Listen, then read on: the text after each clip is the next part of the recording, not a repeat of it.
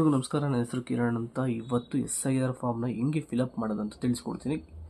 Already ಎಲ್ಲ ಮಾಡಿರ್ತೀರ, but ಕೆಲವು ಜನಗಳಿಗೆ ಗೊತ್ತಾಗಿರಲ್ಲ.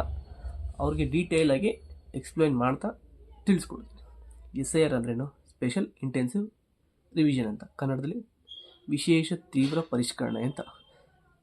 ಇದು ಮಾಡ್ತಾ ಇರೋ ಉದ್ದೇಶ ಬಂದು ವೋಟರ್ ಐ ಡಿ ಇಲ್ದವ್ರಿಗೆ ಹೊಸ ವೋಟರ್ ಐ ಡಿ ಕೊಡಿಸೋದ ಅಂತ. ಆಮೇಲೆ ತಪ್ಪು ದಾಖಲಾತಿ ಯಾವ್ದಾದ್ರು ಯೂಸ್ ಮಾಡ್ತಾ ಇದ್ದೀರಲ್ಲ, ಆಮೇಲೆ ನಕಲಿ ಐಡೆಂಟಿ ಕಾರ್ಡ್ ಯೂಸ್ ಮಾಡೋರೆ, ವೋಟರ್ ಐ ಡಿ ಯೂಸ್ ಮಾಡೋರಿಗೆ ಎಲ್ಲ ಕ್ಯಾನ್ಸಲ್ ಮಾಡಬೇಕು ಅಂತ ಇದು ಉದ್ದೇಶ, ಮೇನ್ ಉದ್ದೇಶ ಇದು.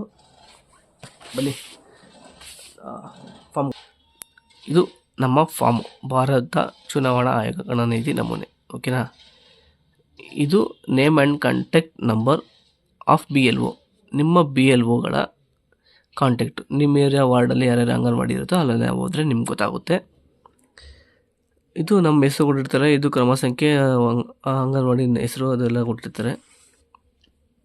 ಇದು ಬಂದು ನೋಡಿ, ಮೇಯ್ನು ಹಿಂದಿನ ವಿಶೇಷ ಸಮಗ್ರ ಪರಿಷ್ಕರಣೆಯ ಮತದಾರರ ಪಟ್ಟಿಯಲ್ಲಿನ ಮತದಾರರ ವಿವರಗಳು. ಅಂದರೆ ಏನು ಅಂದರೆ, 2002ರಲ್ಲಿ ಯಾವ ವಾರ್ಡಲ್ಲಿ ಎಲ್ಲಿ ಓಟ್ ಹಾಕಿರ್ತೀರೋ ಆ ವೋಟರ್ ಐ ಡಿ ಎತ್ಕೊಂಡು ನಿಮ್ಮ ಹೆಸರು, ಆಮೇಲೆ ನಿಮ್ಮ ಗುರುತಿನ ಚೀಟಿ ಲಭ್ಯವಿದ್ದಲ್ಲಿ, ಓಕೆನಾ? ಆಮೇಲೆ ಸಂಬಂಧಿ ಹೆಸರು, ಸಂಬಂಧ, ಜಿಲ್ಲೆ, ರಾಜ್ಯ, ಇದನ್ನು ಹೇಳ್ಕೊಡೋ ಅವಶ್ಯಕತೆ ಇಲ್ಲ ಅನ್ಕೋತೀನಿ. ವಿಧಾನಸಭಾ ಕ್ಷೇತ್ರದ ಹೆಸರು, ನಿಮ್ಮ ಕ್ಷೇತ್ರದ ಹೆಸರು, ಆ್ಯಂಡ್ ವಿಧಾನಸಭಾ ಕ್ಷೇತ್ರದ ಹೆಸರು, ಭಾಗ ಸಂಖ್ಯೆ, ಕ್ರಮ ಸಂಖ್ಯೆ, ಓಕೆನಾ? ಇದು ಹಿಂದಿನ ವಿಶೇಷ ಸಮಗ್ರ ಪರಿಷ್ಕರಣೆಯ ಮತದಾರರ ಪಟ್ಟಿಯಲ್ಲಿನ ಮತದಾರರ ಸಂಬಂಧಿಯ ವಿವರಗಳು. ಇದರಲ್ಲಿ 2002ರಲ್ಲಿ ನೀವು ಓಟ್ ಹಾಕಿದರೆ ನೀವು ಫಿಲಪ್ ಮಾಡಬೇಕು, ಓಕೆನಾ? ಅಕಸ್ಮಾತ್ ನೀವು ಓಟಿನ 2002ರಲ್ಲಿ ಹುಟ್ಟಿಲ್ಲ ಅಂದರೆ ನಿಮ್ಮ ತಂದೆ ತಾಯಿ, ನಿಮ್ಮ ಅಜ್ಜ ಅಜ್ಜಿದು ಇಲ್ಲಿ ಫಿಲಪ್ ಮಾಡ್ಕೋಬೇಕು. ಇದು ಬಂದು ನಿಮ್ಮ ಡೀಟೇಲ್ಸು, ಜನ್ಮ ದಿನಾಂಕ, ಆಧಾರ್ ಸಂಖ್ಯೆ, ಮೊಬೈಲ್ ಸಂಖ್ಯೆ, ನಿಮ್ಮ ತಂದೆ ತಾಯಿ ಹೆಸರು, ತಂದೆ ತಾಯಿ ಅಥವಾ ಪೋಷಕರ ಭಾವಚಿತ್ರ, ಗುರುತಿನ ಚೀಟಿ, ಹಂಗಂದರೆ ಇದು ವೋಟರ್ ಐ ಡಿ ನಂಬರ್ ಇರುತ್ತಲ್ಲ, ಆ ನಂಬರ್ ಇದ್ದರೆ ಬರೀಬೇಕು. ತಾಯಿ ಹೆಸರು, ತಾಯಿಯ ವೋಟರ್ ಐ ಡಿ ನಂಬರು, ಮದುವೆ ಆಗಿದ್ದರೆ ಹೆಂಡತಿ ಹೆಸರು, ಅವ್ರ ವೋಟರ್ ಐ ಡಿ ನಂಬರು ಮೇಯ್ನು. ಅಕಸ್ಮಾತ್ ನಮಗೆ 2002ರಲ್ಲಿ ಓಟ್ ಹಾಕಿದ್ದು ಯಾವುದೂ ನನ್ನ ಹತ್ರ ವೋಟರ್ ಐ ಡಿ ಇಲ್ಲ, ಹೊಸ ವೋಟರ್ ಐ ಡಿ ಮಾಡಿಸ್ಕೊಂಡಿದ್ದೀರಾ, ಅಕಸ್ಮಾತ್ ನಿಮ್ಮ ತಂದೆ ತಾಯಿ ಮಾಡಿಸ್ಕೊಂಡಿದ್ದಾರೆ ಅಂದರೆ ನೀವೇನು ಮಾಡಬೇಕು? ಬನ್ನಿ ಬ್ಯಾಕ್ ಸೈಡ್ ನೋಡೋಣ. ಮುಂದೆ ಎಲ್ಲ ಹೇಳ್ಕೊಟ್ಟಿರ್ತಾರೆ, ಬಟ್ ಬ್ಯಾಕ್ ಸೈಡ್ ನೋಡೋಣ ಬನ್ನಿ. ಗಣನೀತಿ ನಮೂನೆಗಾಗಿ ಮಾಹಿತಿ ಪುಟ, ಓಕೆನಾ? ನೋಡ್ಕೊಳ್ಳಿ, 1/7/1987. ಅದಕ್ಕಿಂತ ಮುಂಚೆ ನೀವು ಭಾರತದಲ್ಲಿ ಹುಟ್ಟಿದರೆ ಸ್ವಂತಕ್ಕೆ ಸಂಬಂಧಿಸಿದಂತೆ ಜನ್ಮ ದಿನಾಂಕ ಮತ್ತು ಅಥವಾ ಜನ್ಮಸ್ಥಳವನ್ನು ದೃಢೀಕರಿಸುವ ಕೆಳಗಿನ ಪಟ್ಟಿಯಲ್ಲಿರುವ ಯಾವುದಾದರೂ ಒಂದು ದಾಖಲೆಯನ್ನು ಸಲ್ಲಿಸಬೇಕು. ಆಮೇಲೆ 1/7/1987ರಿಂದ 2/12/2004 ಭಾರತದಲ್ಲಿ ಜನಿಸಿದರೆ ಸ್ವಂತಕ್ಕೆ ಸಂಬಂಧಿಸಿದಂತೆ ಜನ್ಮ ದಿನಾಂಕ ಮತ್ತು ಅಥವಾ ಜನ್ಮಸ್ಥಳವನ್ನು ದೃಢೀಕರಿಸುವ ಕೆಳಗಿನ ಪಟ್ಟಿಯಲ್ಲಿರುವ ಯಾವುದಾದರೂ ಒಂದು ದಾಖಲೆಯನ್ನು ಸಲ್ಲಿಸಬೇಕು.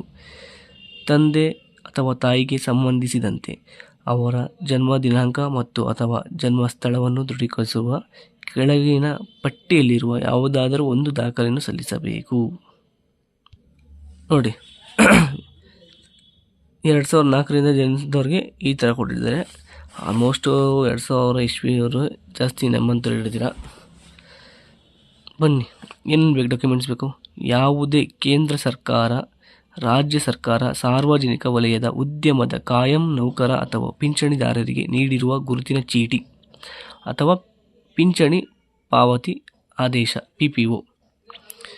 ಭಾರತದಲ್ಲಿ 1/7/1987ಕ್ಕಿಂತ ಮೊದಲು ಸರ್ಕಾರ, ಸ್ಥಳೀಯ ಪ್ರಾಧಿಕಾರ, ಬ್ಯಾಂಕ್, ಅಂಚೆ ಇಲಾಖೆ, ಭಾರತೀಯ ಜೀವ ವಿಮಾ ನಿಗಮ, LIC ಅಥವಾ ಸಾರ್ವಜನಿಕ ವಲಯದ ಉದ್ಯಮಗಳಿಂದ ನೀಡಲಾದ ಯಾವುದೇ ಗುರುತಿನ ಚೀಟಿ, ಪ್ರಮಾಣ ಅಥವಾ ದಾಖಲೆ.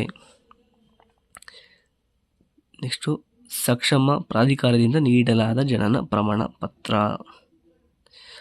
Date of certificate, birth certificate ಅಂತಾರೆ.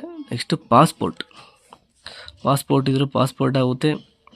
ಆಮೇಲೆ ನಿಮ್ಮದು 10th ಓದಿದರೆ ಅದರಲ್ಲಿ ಟ್ರಾನ್ಸ್ಫರ್ ಟಿ ಸಿ ಕೊಟ್ಟಿರ್ತಾರೆ, ಟಿ ಸಿ ಆಗುತ್ತೆ. ಮಾಸ್ ಕಾರ್ಡ್ ಆಗುತ್ತೆ, ನಿಮ್ಮ ಡ್ರೈವಿಂಗ್ ಲೈಸೆನ್ಸ್ ಆಗುತ್ತೆ. ಏನಕ್ಕೆ ಮೇಯ್ನ್ ಕೇಳ್ತಾರೆ ಅಂದರೆ ಅದರಲ್ಲಿ ನಿಮ್ಮ ತಂದೆ ತಾಯಿ ಹೆಸರು ಇರುತ್ತೆ ಅನ್ನೋ ಉದ್ದೇಶಕ್ಕೆ ಅದನ್ನು ಕಂಪಲ್ಸರಿ ಕೇಳ್ತಾರೆ. ಅದ್ರ ಜೊತೆಗೆ ನಿಮ್ಮ ವೋಟರ್ ID ತೊಗೊಂಡು ಜೆರಾಕ್ಸ್ ಮಾಡಿಸ್ಬೇಕು. ಆಮೇಲೆ ಆಧಾರ್ ಕಾರ್ಡ್ ಜೆರಾಕ್ಸ್ ಮಾಡಿಸ್ಬೇಕು. ಗೌರ್ಮೆಂಟ್ ಯಾವ ಪ್ರಾಧಿಕಾರದಿಂದ ಒಂದು ಟಿ ಸಿ ಆಗಿರ್ಬೋದು, marks card, passport, driving licence, ಇದೆಲ್ಲ ಯಾರಿಗೆ ಅಂದರೆ ನೋಡಿ, 2 ಫಾರ್ಮ್ ಫಿಲಪ್ ಮಾಡೋದಲ್ಲ, ಇಲ್ಲಿ ನಿಮ್ಮ ಡೀಟೇಲ್ಸ್ ಅಕಸ್ಮಾತ್ ಫಿಲಪ್ ಮಾಡೋದಲ್ಲ ಅಂಥವ್ರಿಗೆ ಇದು. ಅಕಸ್ಮಾತ್ ಈ ಫಾರ್ಮೆಲ್ಲ ಯಾರು ಡೀಟೇಲ್ಸ್ ಫಿಲ್ ಮಾಡಿದರೆ ಅಂಥವ್ರಿಗೆ ಇದು ಬೇಡ. ನಿಮ್ಮ ದಾಖಲೆ ಈಗ ಕೇಳಿದಿರಲ್ಲ, ದಾಖಲೆ ಗೌರ್ಮೆಂಟ್ ಸಬ್ಮಿಟ್ ಮಾಡಬೇಕು ಅಂತ, ಈ ದಾಖಲೆಗಳು ಬೇಡ. ಬಾಯ್.